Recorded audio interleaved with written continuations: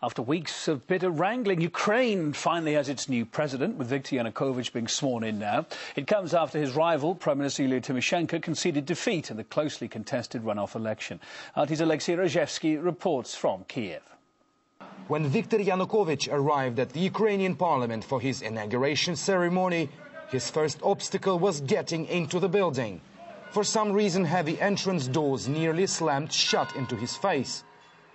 Some have already described it as a symbolic first stumble on the rocky road that lies ahead of Ukraine's new leader. And having received all his badges of office, Yanukovych acknowledged that changing things in his country will not be easy. The country is going through a difficult time.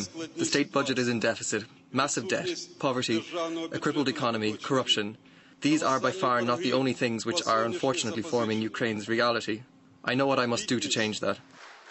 And experts agree that Yanukovych faces an uphill task.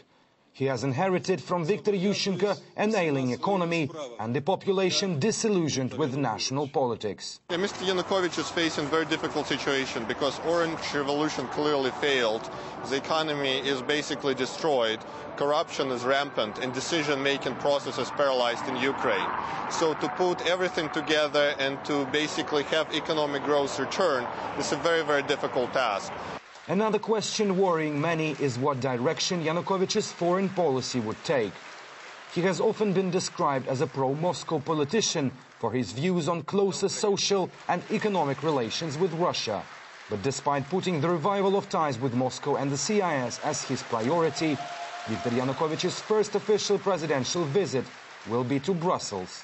Mr. Yanukovych is often accused of being, say, pro-Russian or too inclined towards Russia, which is not, it is not correct. I think actually that Yanukovych will have kind of Kuchma-type multi-vector policy.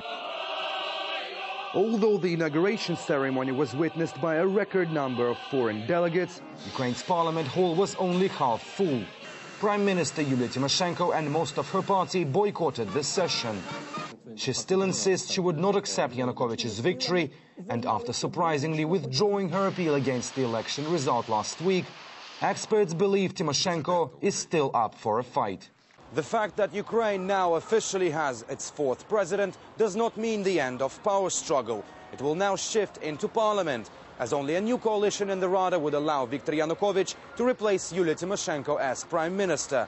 And the new Ukrainian leader has already said this is one of his main priorities. Alexei Rozhevsky, RT, Kiev, Ukraine.